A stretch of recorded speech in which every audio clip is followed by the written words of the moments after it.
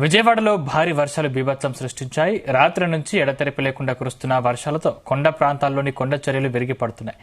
మొగల్ రాజపురంలో ఇళ్లపై కొండ చర్యలు విరిగిపడ్డాయి. సమాచారం అందుకున్న వెంటనే స్పాట్కు చేరుకున్న అధికారులు సహాయక చర్యలు చేపట్టారు. ఇళ్లలో నివసిస్తున్న కుటుంబ సభ్యులపై బండరాళ్లు పడ్డాయి. శిథిలాల కింద చిక్కుకున్న 6గురిని రెస్క్యూ టీం కాపాడింది. వీరిలో 4 తీవ్రంగా గాయపడ్డారు.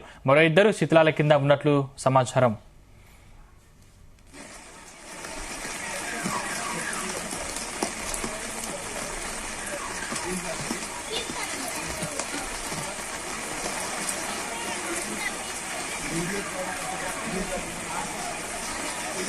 విజయవాడలో భారీ వర్షం కురుస్తోంది. ఏకధాటిగా కురుస్తున్న వర్షంతో రోడ్లన్నీ జలమయమయ్యాయి. ద్విచక్ర వాహనాలు మరికొన్ని గంటల పాటు రోడ్లపైకి రావద్దని పోలీసులు హెచ్చరించారు. వీవీఐపీలను బయటకు రావద్దని పోలీసులు హెచ్చరించారు.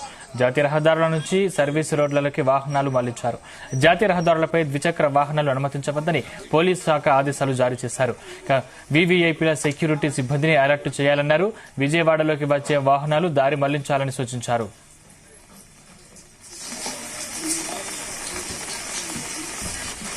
మరోవైపు పొట్టిపాడు టోల్ గేట్ వద్ద జాతీయ రహదారిపై భారీ వాహనాలు నిలిచిపోయాయి. నగరంలోని ప్రధాన రోడ్లపై మోకాలి లోతు నీళ్లు నిలిచిపోయాయి.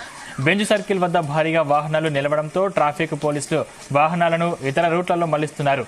బెంజ్ సర్కిల్ నుంచి ఆటోనగర్ వరకు ఎంజీ రోడ్డుపై ఎక్కడికక్కడే వాహనాలు నిలిచిపోయాయి.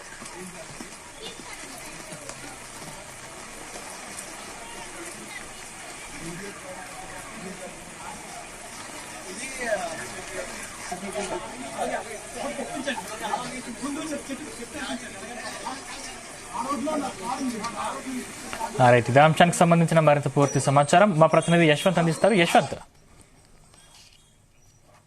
అయితే మాత్రం ఒక విజయవాడ వర్షంతో అయితే మాత్రం చుట్టూ బంధించిందని చెప్పుకోవచ్చు. విజయవాడలోంచి వ్యక్తి విజయవాడకి రావాలన్నా అతి కష్టం మీద ఉంది. విజయవాడ నుంచి బయటికి రావాలన్నా కూడా కష్టం మీద అనిపిస్తుందని చెప్పుకోవచ్చు. రాత్రి నుంచి ఎడతెరి లేకుండా కురుస్తున్న వర్షానికి అయితే మాత్రం విజయవాడ మొత్తాన్ని అయితే వరద నీరు ముంచెత్తిందని చెప్పుకోవచ్చు. ఒక పక్క కృష్ణానదికి పైనుంచి వరద విపరీతంగా వస్తున్నప్పుడు ఇటు పక్క నుంచి కూడా పైనుంచి కురుస్తున్న వర్షాలు కూడా విజయవాడ మొత్తం కూడా నీట మునిగిందని చెప్పుకోవచ్చు. మొగల్రాజపురంలో ఉన్నటువంటి కొండ ప్రాంత చర్యలు విరిగిపడడంతో ఒక ఇల్లు అయితే పూర్తిగా ధ్వంసమైందని చెప్పుకోవచ్చు. ఆ శిల్పాల కింద కూడా సుమారు 6గురు అయితే చిక్కుకొని ఉన్నారు. దాంతో కూడా ఘటన స్థలానికి అయితే మాత్రం హఠావుట్ సమాచారం తెలుసుకున్న రెస్క్యూ టీం అయితే మాత్రం ఘటన స్థలానికి హఠావుట్ చేరుకొని సుమారు శిథిలాల కింద ఉన్నటువంటి 6 అయితే మాత్రం వారిలో 4గురిని రక్షించింది. మరో 2 అయితే రక్షించేందుకైతే సహాయ చర్యలు చేపట్టారు. పూర్తిగా ఇల్లు కూలిపోవడంతో దాని కింద ఉన్నటువంటి బండరాల కింద ఉన్నటువంటి మరో 2 కూడా రక్షించేందుకు అయితే మాత్రం ఇటు రెవెన్యూ అధికారులు కావచ్చు, పోలీసు అధికారులు కావచ్చు, పూర్తి ఎత్తున కావచ్చు మాత్రం అక్కడ జరుగుతున్న సహాయ చర్యలు అయితే చేపట్టారు. ఈ విషయం తెలుసుకున్నటువంటి స్థానిక ఎమ్మెల్యే గద్ద రామ్మోహన్ కూడా ఘటనా స్థలానికి చేరుకొని అక్కడ ఉన్నటువంటి పనులు అయితే మాత్రం పర్యవేక్షిస్తున్నారు. దీంతో కూడా ఏదైతే ఈ గోడ కూలిన ఘటనలో అయితే మాత్రం 4గురికి అయితే మాత్రం తీవ్ర గాయాలైన పరిస్థితి ఉంది. ఒకరికైతే మాత్రం తీవ్రంగా గాయాలవడంతో వారు ప్రాణాపాయ స్థితిలోనే ఉన్నట్లయితే తెలుస్తుంది. ఎమ్మట స్థానికంగా ఉన్నటువంటి హాస్పిటల్ కూడా వాళ్ళు తరలించి చికిత్స అయితే అందిస్తున్నారు. అదేవిధంగా చూసినట్లయితే మాత్రం విజయవాడలో ఉన్నటువంటి ప్రధాన రహదారులు ఏవైతే ఉన్నాయో అవన్నీ కూడా వర్షపు నీరుతో అయితే మాత్రం మోకాలైతే మాత్రం పూర్తిగా నిండిపోయాయి. వాహనదారులు బైకులు నడవాలన్నా కూడా అతి కష్టం మీద ప్రయాణం చేయాల్సిన పరిస్థితి ఉంది. ఇంకైతే వాహనాలతో పాటు కార్లు కానివచ్చు, ఆటోలు కావచ్చు, ఏయన్నా రోడ్డు మీద రావాలంటే మాత్రం సగం మేర మునిగిపోతున్న పరిస్థితి ఏర్పడుతుంది. అదేవిధంగా ఇప్పటికే ఇటు కృష్ణా జిల్లా ఎన్టీఆర్ జిల్లా అధికారి ఎవరైతే కలెక్టర్ సృజన ఉన్నారో ఆమె కూడా విజయవాడలో హైయర్ట్ జారీ చేసిన పరిస్థితి ఉంది. ఓన్లీ విజయవాడ పట్టణ ప్రాంతంలో అనేది మాత్రం 24 గంటలు కూడా రెస్క్యూ టీంలు కూడా అందుబాటులో ఉంచారు. అదేవిధంగా కంట్రోల్ రూమ్ కూడా ఏర్పాటు చేసిన పరిస్థితి అయితే ఉంది. ఏ ఒక్కరు కూడా ఇంట్లో నుంచి బయటికి రావద్దంటూ కూడా ఇటు కలెక్టర్ అయితే మాత్రం హై అలర్ట్ జారీ చేసిన పరిస్థితి ఉంది. ఎప్పటికప్పుడు వీఐపీలు కూడా ఇళ్లలో నుంచి బయటికి రావాలంటే మాత్రం పూర్తిగా సెక్యూరిటీ చూసుకున్న తర్వాతనే బయటికి రావాలంటే కూడా అంత మేరకు కూడా అధికారులు సూచనలు జారీ చేసిన తర్వాత ఇంట్లో నుంచి బయటికి రావాలంటే కూడా అధికారులు జారీ చేసిన పరిస్థితి అయితే ఉంది. మరో పదంగా చూసినట్లు మాత్రం ఇటు బైకులు కానివచ్చు, కార్లు కానీ ఏమన్నా ఇంట్లోకి బయటికి రోడ్ల మీద రావద్దంటూ కూడా అధికారులు జారీ చేసిన పరిస్థితి అయితే ఉంది. ఇట్లా చూసినట్లయితే మాత్రం వర్షపు నీరుతో అష్టదిగ్బంధనం చేసిన విధంగానే విజయవాడ నగరం ఉందని చెప్పుకోవచ్చు.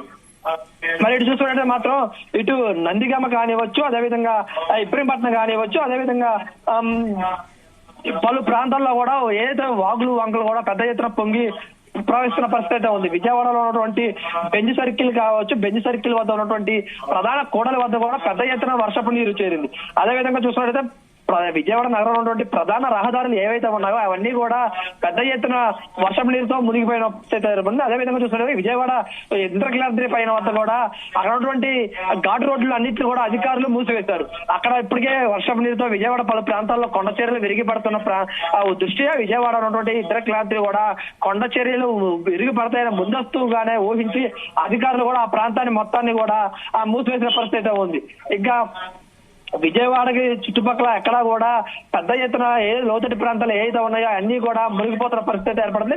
విజయవాడలో ఉన్నటువంటి ఏదైతే నివాసాలు ఉన్నటువంటి ప్రజలు ఎవరైతే ఉన్నారో వాళ్ళు పెద్ద ఎత్తున అయితే భయాందోళనకు గురవుతున్న పరిస్థితి ఉంది. ఇప్పుడు ఇంకా విజయవాడ దుర్గగుడి సమీపంలో ఉన్నటువంటి కొండ ప్రాంతాల్లో ఇళ్ల నివాసాలు ఉన్నారో వాళ్ళు కూడా గుండెల్లోనే భయం గుప్పెట్లోనే బతుకుతారని చెప్పుకోవచ్చు.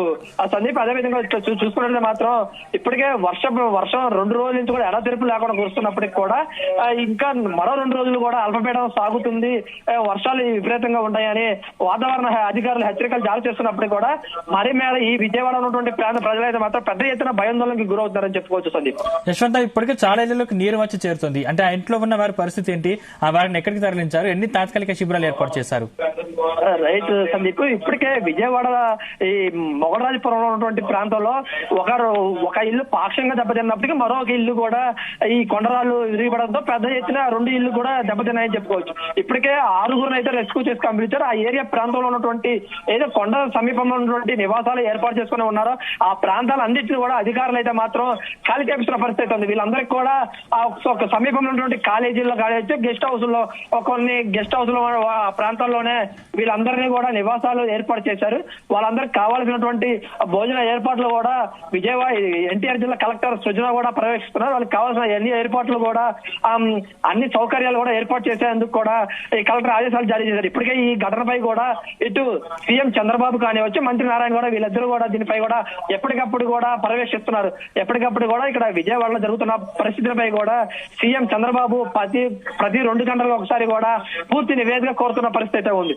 ఇక్కడ విజయవాడలో జరుగుతున్న పరిస్థితిని ఎప్పటికప్పుడు కూడా అడిగి అధికారులతో కలెక్టర్తో కూడా 2-3 సార్లు ఫోన్లు మాట్లాడి విజయవాడలో జరుగుతున్న పరిస్థితి కూడా ఆధారాలను కూడా విచారణ చేపితే చంద్రబాబు అయితే పూర్తి విచారణ అయితే చేపస్తున్న పరిస్థితి ఉంది. మరో విధంగా వీళ్ళందరినీ కూడా సురక్షిత ప్రాంతాలకి చేర్చేందుకైతే మాత్రం ఇటు రెవెన్యూ అధికారులు కావచ్చు, పోలీసులు కావచ్చు, అక్కడ స్థానిక ఉన్నటువంటి ఎమ్మెల్యే కావచ్చు, వీళ్ళందరూ కూడా పర్యవేక్షణలో వీళ్ళందరినీ కూడా రెస్క్యూ చేసి స్థానిక ఉన్నటువంటి కళాశాలలో ఉన్నటువంటి తాత్కాలిక వసతి ఏర్పాటు చేసి వాళ్ళందరూ అక్కడ తరలించే ప్రయత్నం చేస్తారు. వాళ్ళందరికీ కూడా భోజనాలు అదేవిధంగా స్థానికంగా ఉండేందుకు కూడా వసతులు అన్నిటి కూడా ఏర్పాటు చేస్తున్నారు.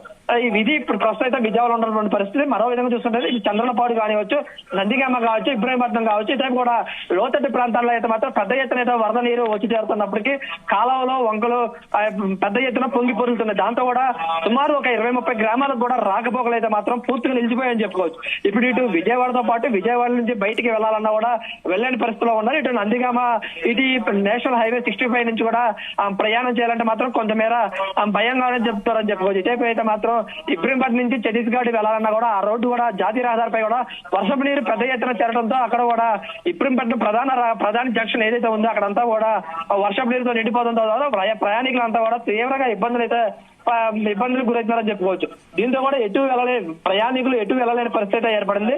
రాకపోకలు కూడా తీవ్రంగా అంతరాయం ఏర్పడంతో కూడా ఇటు ఏదైతే హాస్పిటల్కి వెళ్లి వైద్య సేవలు పొందాలనుకున్నటువంటి రోగులు కూడా తీవ్రంగానే ఇబ్బందులు ఎదుర్కొందని చెప్పుకోవచ్చు. కానీ ఈ వర్ష ప్రభావం మరో 2 రోజులు ఇలాగే సాగితే మాత్రం ఇంకా పెద్ద ఎత్తున ఇబ్బందులు ప్రజలైతే మరికొంత ఇబ్బందులు ఎదుర్కోవాల్సి పరిస్థితి ఏర్పడుతుందని మాత్రం మనం చెప్పుకోవచ్చు. సందీప్, యశ్వంత్, అంటే మొగలరాజపురంలో ఇళ్లపై కొండ చర్యలు విరిగిపడ్డాయి. అంటే చిత్రాల కింద ఇంకా ఎంతమంది ఉండే అవకాశం ఉంది? మిగిలిన వారి పరిస్థితి ఎలా ఉంది? ఆ మెరుగైన వైద్యం కోసం వారిని ఎక్కడికి తరలించారు? రైట్ సందీప్, ఇప్పటికే ఏదో మొగలరాజపురంలో ఉన్నటువంటి మసీదు సెంటర్ లో ఉన్నటువంటి ఒక ఇల్లు కొండ చర్యలు విరిగిపడడంతో ఆ కొండ చర్యలు ఆ ఇంట్లో ఉన్నటువంటి రైతులు నిద్రిస్తున్నారు.